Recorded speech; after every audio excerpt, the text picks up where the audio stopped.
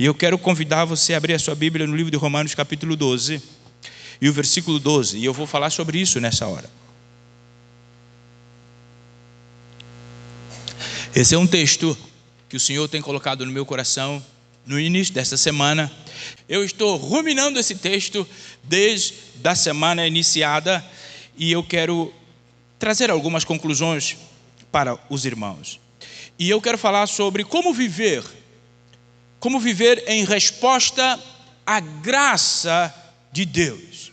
Porquanto Deus deve ser servido sob a influência do Espírito Santo.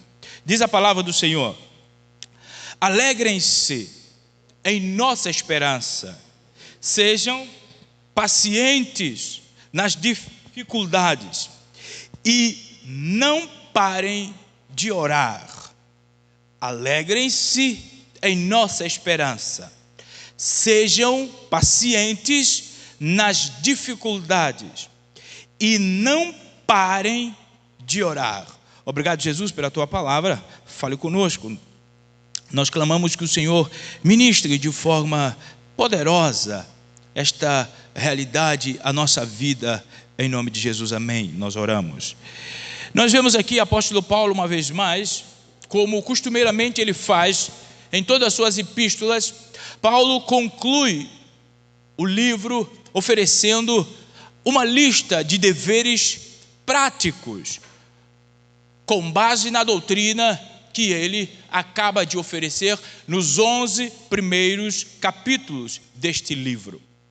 Este livro tem um quê de especial, até porque Paulo está dirigindo a uma igreja que ele não conhecia fisicamente, mas lógico que Deus já houvera falado com ele ao seu coração a respeito desta igreja. Mas, enquanto Paulo escrevia, ele manifesta um interesse muito grande de conhecer, de poder conhecer esta igreja. Mas ele escreve os 11 primeiros capítulos desta carta, favorecendo aos irmãos uma doutrina, na verdade, diversas doutrinas, tais como pecado, justificação pela fé, a graça de Deus, a reconciliação de Deus aos homens por meio de Jesus. Paulo, ele escreve nesses 11 primeiros capítulos sobre isto. E a partir do capítulo 12, Paulo agora faz simplesmente um exercício prático com os nossos irmãos. Ele quer que aquilo tudo que ele ensinou seja agora vista na vida dos cristãos. Isso me ensina algo bastante importante, é que na vida cristã, a doutrina e a obediência andam juntos. Não é saber sobre doutrina, mas é obedecer, o dever de obedecer. Por quê? Porque as nossas convicções doutrinárias, elas precisam determinar o nosso comportamento.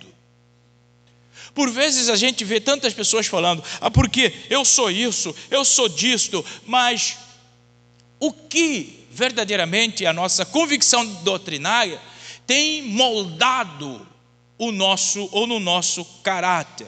Então Paulo faz aqui uma transição muito intencional daquilo que era ensinamentos simplesmente para uma aplicação prática.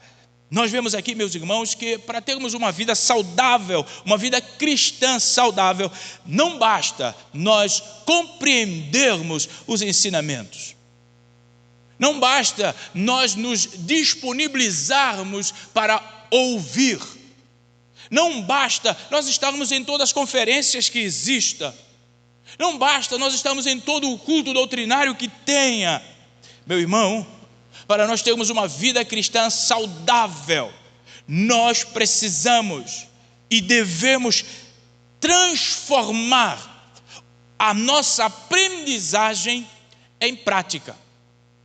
Transformar aquilo que nós ouvimos na prática de nossa vida e, consequentemente ou concomitantemente, nós mostrarmos que, por meio da nossa vida diária, nós realmente amamos a palavra de Deus. Porque quem crê, obedece. Escreva isso. quem crê, obedece. Servir a Cristo normalmente traz oposição. Oposição de maligno, traz também dias de dificuldades, dias difíceis. Haja vista aquilo que Paulo escreve para nós no versículo 12, do capítulo 12. O que Paulo está querendo dizer é que neste embate com a oposição satânica e nestes dias difíceis, nós precisamos manter o zelo espiritual, pois nós estamos servindo ao Senhor e não ao homem. Nós estamos servindo ao Senhor que tem poder e autoridade, tanto contra o maligno e nos dias difíceis. O nosso Deus pode transformar os dias, porque Ele é o Senhor soberano de todas as coisas. Os cristãos não podem permitir, de forma alguma, que o zelo espiritual se esfrie quando os seus dias são difíceis. O cristão verdadeiro não pode permitir que o zelo espiritual se esfrie, porque ele é incompreendido, quer seja pela cultura ou pela comunidade em que ele está inserido. O cristão verdadeiro não pode permitir que o seu zelo espiritual de servir ao Senhor se esfrie, porque ele não tem oportunidades. Até porque Paulo vai dizer: alegrem-se em esperança, na nossa esperança. Sejam pacientes nas dificuldades e não pare de orar. Repara, o pressuposto que o apóstolo Paulo oferece à igreja de Roma é que nós precisamos de Jesus, somente de Jesus, para que a nossa vida saudável ela esteja no exercício consciente. O que Paulo oferece-nos neste texto é uma tricotomia, a preposição quanto à passividade dos cristãos em relação aos dias difíceis. Paulo está ajudando os cristãos a entenderem como nós devemos viver em resposta à graça que Deus nos concede. Muitas das vezes nós temos zelos espirituais quando as coisas vão ao nosso favor, irmã Itana. Mas se os dias difíceis aparecerem, nós simplesmente esfriamos o zelo, já não frequentamos os cultos, já não oramos como convém, já não lemos mais a Bíblia, já não evangelizamos, já não, simplesmente o nosso zelo espiritual esfria por causa dos dias difíceis e dos dias da calamidade. Mas Paulo está aqui nos oferecendo uma tricotomia a este tipo de preposição, de nós nos relaxarmos totalmente diante de situações difíceis. E ele vai apresentar para nós algumas respostas aqui importantes. Primeiro, a primeira resposta que o cristão precisa dar à graça de Deus sobre a sua vida é regozijar-se na esperança. Regozijar-se na esperança, ou seja, desfrutar da dádiva de ser guiado por nosso Deus. Olha o que Pedro diz na sua primeira carta, no capítulo 1, versículo 3: bendito seja o Deus e Pai do nosso Senhor Jesus Cristo, que segundo a sua grande misericórdia nos regenerou para uma viva esperança, pela ressurreição de Jesus Cristo dentre os mortos. Olha só aqui, irmãos, como resposta à graça de Deus na nossa vida, nós precisamos regozijar-nos na esperança. Nós precisamos alegrar-nos, porque Deus nos regenerou, ou seja, Deus nos fez de novo para uma viva esperança. Sabe, nós oramos e honramos ao Senhor Deus, demonstrando a nossa esperança e confiança nele, especialmente quando nós regozijarmos por meio da esperança. Você vai entender daqui a pouco a diferença de regozijar ou nos alegrar na esperança e da esperança. E isso é que o apóstolo Paulo está querendo nos fazer compreender, porque muitos cristãos, na falta desta clara definição, eles fundamentam a sua fé no posicionamento errado, em vez de se alegrarem da esperança, eles estão se alegrando na esperança. Irmãos, apóstolo Pedro, nesse texto, ele nos lembra que a nossa esperança está fundamentada na obra redentora de Jesus Cristo. A nossa esperança está fundamentada na ressurreição de Jesus Cristo. A nossa esperança está fundamentada no retorno do nosso Senhor Jesus Cristo. A esperança cristã traz-nos alegria, paz, confiança, e essa esperança nos fortalece nos dias da dificuldade, porque revela o que nós temos no nosso coração e o que nós temos quanto à expectativa da glória eterna que há de vir. Paulo disse, e disse bem: o Deus da esperança vos encha de todo o gozo e paz no vosso crer, para que sejais ricos da esperança no poder do Espírito Santo. Romanos 15, 13. Entretanto, nós somos exortados a alegrar na esperança. A esperança não é, meu irmão, o nosso objeto de regozijo. Por isso, nós não nos alegramos simplesmente na esperança. Nós nos alegramos por meio da esperança que nós temos. Alegrar na esperança, entendendo a esperança simplesmente como o objeto do nosso regozijo, é que ela é derivado. Ela não é essência. Mas se eu me regozijo da esperança, isso fala de quem é a minha esperança, e não nos movimentos que Ele possa fazer para trazer esperança para mim. Eu me regozijo por meio do meu Senhor Jesus Cristo, não por aquilo que a mão dEle pode fazer, porque se Ele fizer, Ele é Deus, e se não fizer, continua sendo Deus. Mas se eu me alegro só na esperança daquilo que Ele faz, no dia que Ele não faz, eu estou sem esperança e sem alegria.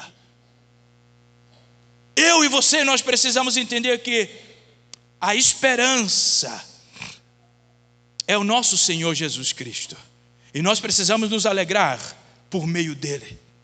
Sabe, por mais intensa que seja a nossa aflição, por mais aguda que seja o nosso tempo cinzento, a resposta apropriada é, da face da esperança, nós regozijarmos, sabendo que o nosso Senhor Jesus, Ele é soberano, e a sua soberania está até mesmo sobre os dias mais cinzentos da nossa vida. Meu irmão, é lógico que não existe prazer simplesmente na tristeza. Não existe regozijo simplesmente na tristeza. Mas agora, quando os tempos cinzentos da nossa vida é enxergado a partir da perspectiva da esperança, nós haveremos de passar tudo isso simplesmente sabendo que o nosso Deus conosco está, e nada poderá frustrar os planos dele na nossa vida. Eu lembro agora de Daniel, quando Ananias, Misael e Azarias estavam simplesmente encurralados. Vocês adoram a imagem, vocês vão para a fornalha. Eles estavam regozijando da esperança, porque eles falaram para o rei: olha, o negócio é o seguinte, nós não vamos nos dobrar, e a despeito de nós não nos dobrarmos, se o nosso Deus quiser, Ele vai nos livrar, mas se Ele não quiser, nós não vamos nos dobrar. Repara, onde está o regozijo da esperança? regozijo da esperança é acircunstancial. Nós precisamos colocar, meu irmão, a minha amada irmã, a nossa esperança no Senhor. E Paulo, ele fala de forma assertiva à igreja de Tessalônica, quando ele diz: não entristeçam como aqueles que não tenham esperança. 1 Tessalonicenses 4:13. Nós precisamos viver a nossa vida de forma diferenciada. A esperança cristã, meu irmão, não é um conceito vazio. A esperança cristã, ela não é retórica. A esperança cristã, ela não é subjetiva. Não é um desejo vago, ou simplesmente uma mera expectativa de que dias melhores virão. Não, a esperança cristã não é isso, e não está nisso, e não é isso que o apóstolo Paulo nos explica. O que o apóstolo Paulo está nos dizendo é que a esperança cristã é uma confiança profunda e alegre na fidelidade de Deus. A nossa esperança está na fidelidade de Deus para com a sua palavra, porque aquilo que Ele promete, Ele cumpre. Quando nós nos depararmos com situações difíceis, nós podemos nos alegrar naquele que tem permitido a situação difícil chegar.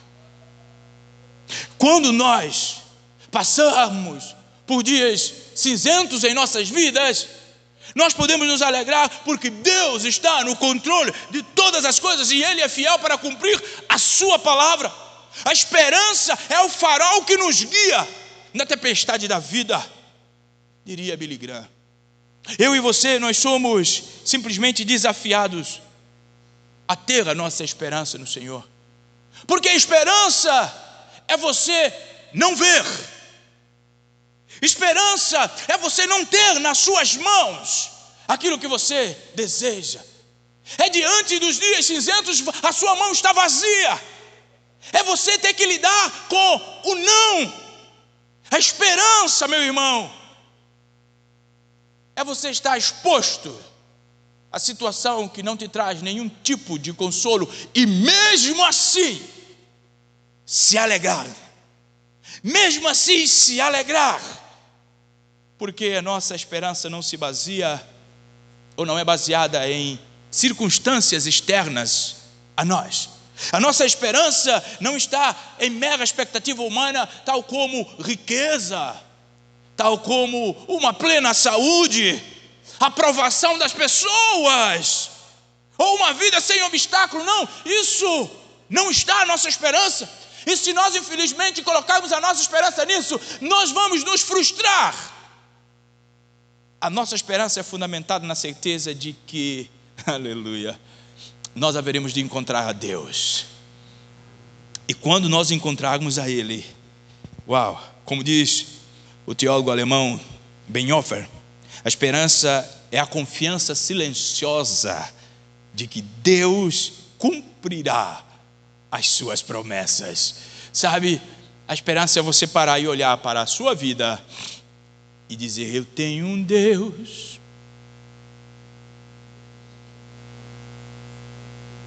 é isso aí, eu tenho um Deus que não vai deixar esta luta me matar. Isso é ter esperança, é crer em Deus sem vê-lo.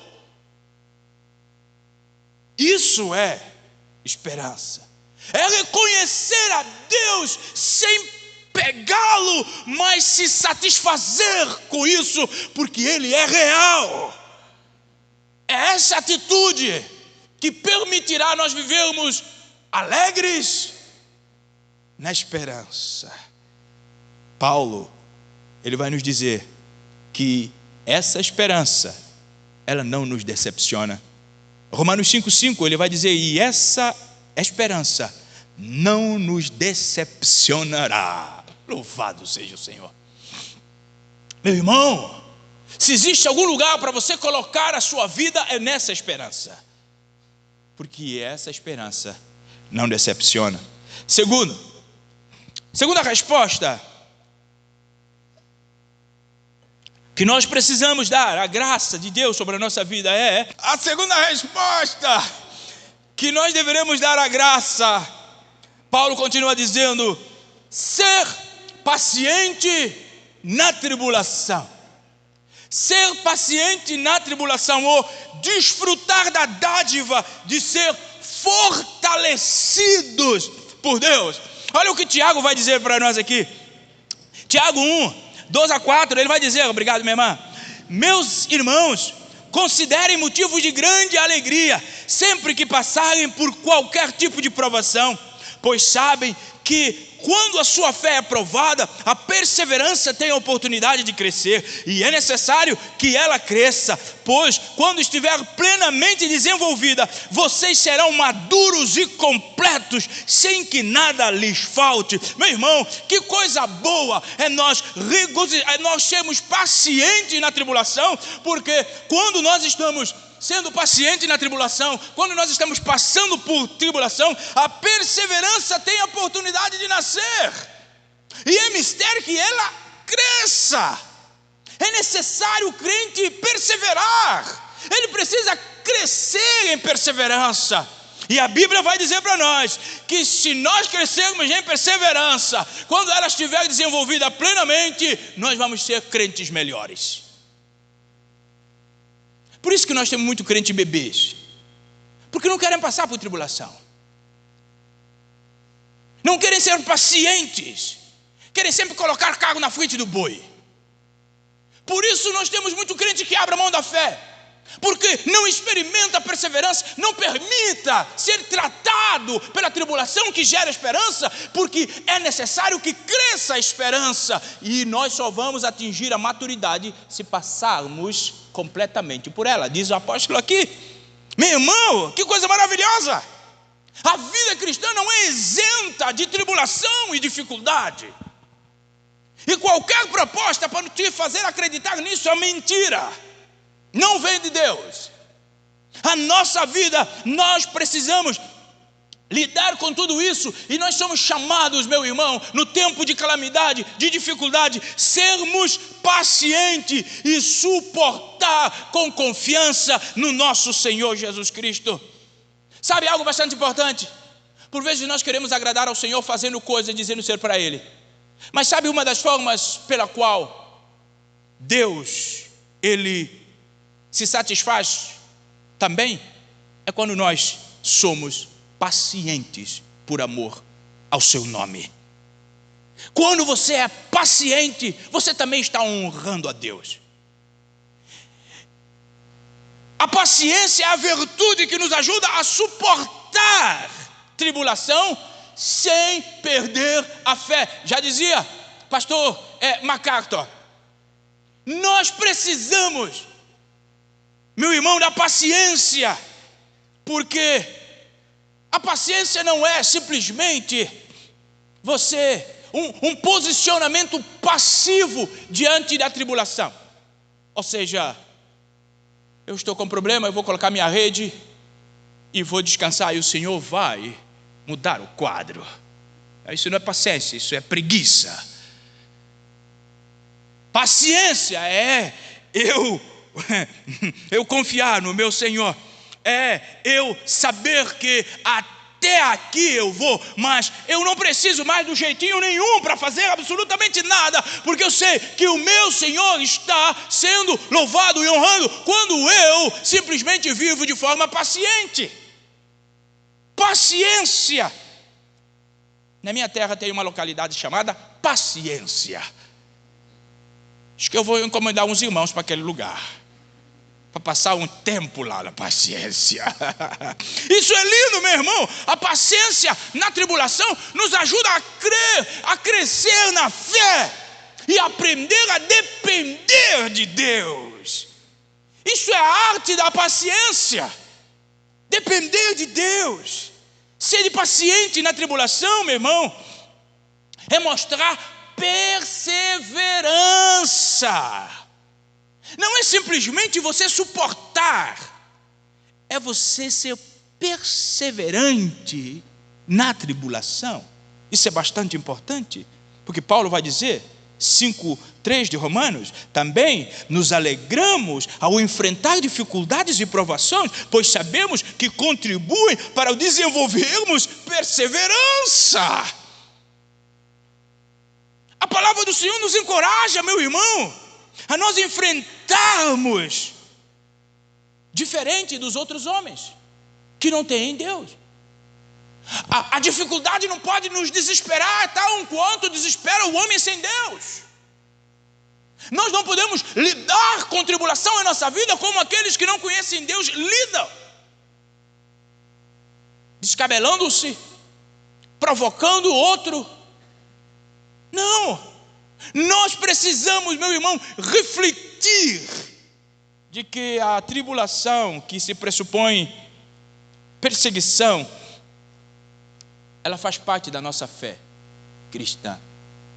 Porque a igreja primitiva passou por grandes tribulações. Os apóstolos passaram por grandes tribulações. Os missionários passaram por grandes tribulações. Homens e mulheres de Deus, que muitos já estão com o Senhor, passaram por grande tribulação. Pois é, na nossa vez não será diferente. E se você quiser vida tranquila, o cristianismo parece que não vai oferecer isso, viu, irmão? Nem o nosso Jesus teve vida tranquila. Jesus foi ameaçado, Jesus foi amaldiçoado, Jesus foi chamado até de Satanás. Sabe por quê? Porque todas as vezes que você se posicionar para viver de forma que agrada a Deus, você estará desagradando o homem, desagradando Satanás, e ele vai se impor contra você. Paulo, escrevendo a Tessalônica, ele vai dizer: por isso nos orgulhamos de falar às outras igrejas de Deus sobre a sua perseverança e fidelidade em todas as perseguições e aflições que vocês têm sofrido. Olha só, a igreja está passando por isso. E por que a gente acha que na nossa vez é diferente? Será diferente? Sabe, o que Paulo nos incentiva é para nós sermos pacientes.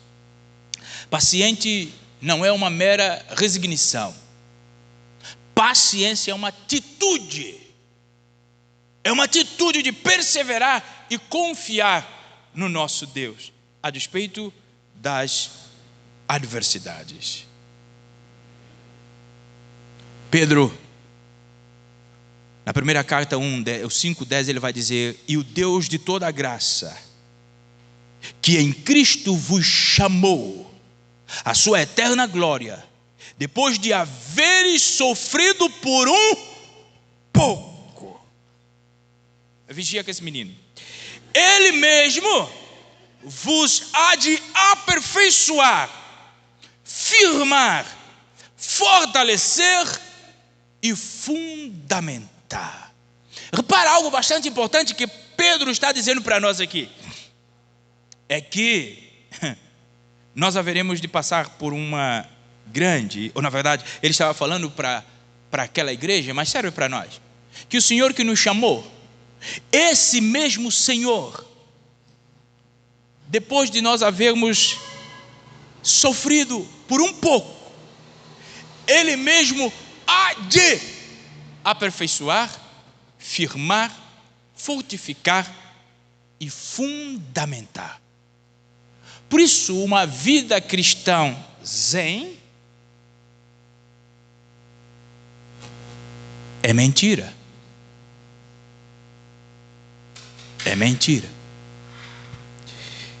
Eu quero terminar. Terceira resposta. Paulo continua dizendo: persevere na oração. Ou seja, desfrute da dádiva de ser ouvido por Deus. Paulo diz à igreja da Tessalônica: orem sem cessar. Francis Schaeffer, o pastor norte-americano, ele diz que a maior preocupação dele com esta geração é a incapacidade de se concentrar, e nesse pressuposto, se concentrar na oração. Nós estamos vivendo num tempo que as pessoas estão com uma incapacidade de oração muito grande, muito elevada. As pessoas não querem mais orar. As pessoas não passam tempo mais. Orar é um evento na vida das pessoas. Meu irmão, oração é um relacionamento. Não tem como me relacionar com Deus sem oração. E nesse relacionamento, nós não falamos de igual para igual. Porque Deus continua sendo o Criador e nós continuamos a ser criaturas. Ele é o Senhor e nós somos servos. Isso deveria dizer-nos muita coisa. Este pensamento deveria dizer-nos muita coisa. Se Ele é Deus, nós criaturas, Ele Senhor, nós servos, por que a gente acha que pode viver a nossa vida cristã de acordo com a nossa própria vontade, sem nenhuma influência do Espírito Santo de Deus? Porque sob a influência do Espírito Santo é o que? É nós nos alegrarmos, é nós sermos pacientes, é nós perseverarmos na oração. Isto é o que o Espírito Santo vai gerar em nós. Agora, se na nossa vida não tem nada dessas marcas, precisamos talvez pensar. Sabe? Oração. Persevera na oração. O que o Paulo está querendo dizer para nós é que é através da oração que nós haveremos de encontrar força, orientação e comunhão com Deus. É através da oração, tanto particular quanto comunitária. Oração, perseverar na oração significa ser constante na oração, ser dedicado na oração, ser persistente em busca por nosso Senhor Jesus Cristo. Meu irmão, perseverar na oração não é simplesmente uma ferramenta de nós recebermos coisas de Deus. Oração é nós recebermos Deus. Muitas das vezes nós estamos em relacionamento de interesse e usamos a oração só para conseguir coisas de Deus. Mas, verdadeiramente, a oração é para nós recebermos a Deus. Esse é o propósito da oração. É nós simplesmente nos humilharmos por causa de Jesus e buscar de forma consciente a presença de Deus, tê-lo como nosso tesouro maior. É isso que é a oração. A oração não é só fazer pedidos a Deus, mas é receber a Deus que tem poder para atender os pedidos. É o próprio Deus que nós buscamos na oração. John Piper escreveu sobre a oração dizendo assim: não é errado querer as dádivas de Deus e pedi-las. A maioria das orações da Bíblia é para pedir as dádivas de Deus.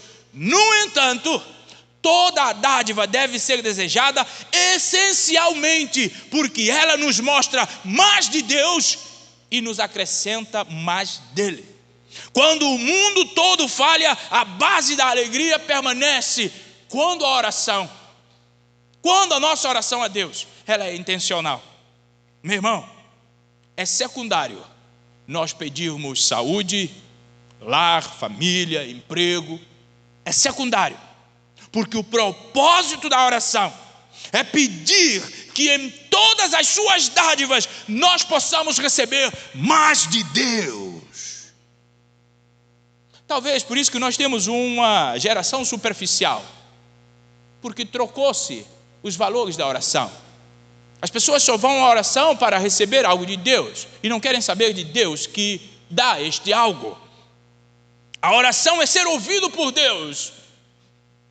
A oração, em última análise, é ter mais de Deus na nossa vida. É ouvir, é ser ouvido, na verdade, é ser ouvido por Deus. Meu irmão, que privilégio! Que privilégio que o crente não consegue entender isso. Você será ouvido por o autor da fé. Você será ouvido por aquele que criou todas as coisas. Você será ouvido por aquele que tem controle e comando de todas as coisas. Meu irmão, oração é um privilégio que o crente deveria abraçar, mais do que qualquer busca secundária que ele faz. Meu irmão, minha amada irmã, perseverar em oração é um princípio. E o princípio é de continuidade em buscar ao Senhor. Não há um relacionamento com Deus sem oração. A Bíblia nos deixa isto muito claro. Por exemplo, no livro de Atos, ainda que não nos mostre com clareza o local específico ou o momento específico de oração, mas eles dizem algo bastante importante. Atos 1,14: e todos estes perseveraram unânimes em oração. Repara, a igreja precisa perseverar unânimes em oração. Sabe, meu irmão, minha amada irmã, Paulo não exige da igreja coisas mirabolantes. Sabe o que Paulo exige da igreja? Na oração, sejam perseverantes. Paulo diz, perseverai na oração, Colossenses 4:2. Paulo diz, orai sem cessar, 1 Tessalonicenses 5:17. Paulo diz, com toda oração e júbilo, orando em todo o tempo no Espírito, Efésios 6:18. A oração, meu irmão, nós podemos concluir que acima de tudo, é uma orientação para a vida, antes de prática e padrão. A sua vida. Eu oro de pé, eu oro sentado, eu oro deitado. Isso aí é coisa do homem. Sabe o que Deus requer de nós? Perseverança na oração. As formas, meu irmão, é as nossas criações. Deus não vai deixar de ouvir você se você está de pé, ou está sentado, ou está deitado. Mas agora o que Ele quer é que você se relacione com Ele, você fale com Ele. Ele quer ouvir a sua voz. É como disse o autor, Deus está mais pronto para nos ouvir do que nós para falar com Ele. Se isso é um reflexo da sua vida, hoje é o dia de você mudar. Hoje é um dia de você mudar. Porque nós só haveremos de conseguir e alcançar o coração de Deus da forma de Deus, não da nossa forma, meu irmão. Não na nossa forma. E o que Ele pede de nós é que nós estejamos prontos, David Matthews, prontos para falar. Ele quer nos ouvir. Não que havemos de trazer nenhuma surpresa para Ele, mas nós haveremos de crescer mais se falarmos com Ele. Meu irmão, chega de superficialidade. Eu quero concluir dizendo para você que Romanos 12:2 nos oferece um guia prático para a vida, e uma vida cristã de verdade. E ele começa dizendo que a alegria na esperança é uma recomendação. E isso nos lembra a confiar em Deus e nas suas promessas. Paciência na tribulação é uma recomendação.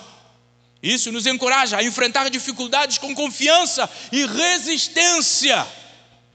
E perseverar na oração é o que nos conecta com Deus. Se você não ora, você pode estar sendo conectado com outra coisa que não seja Deus. E isso faz de mim e de você superficiais.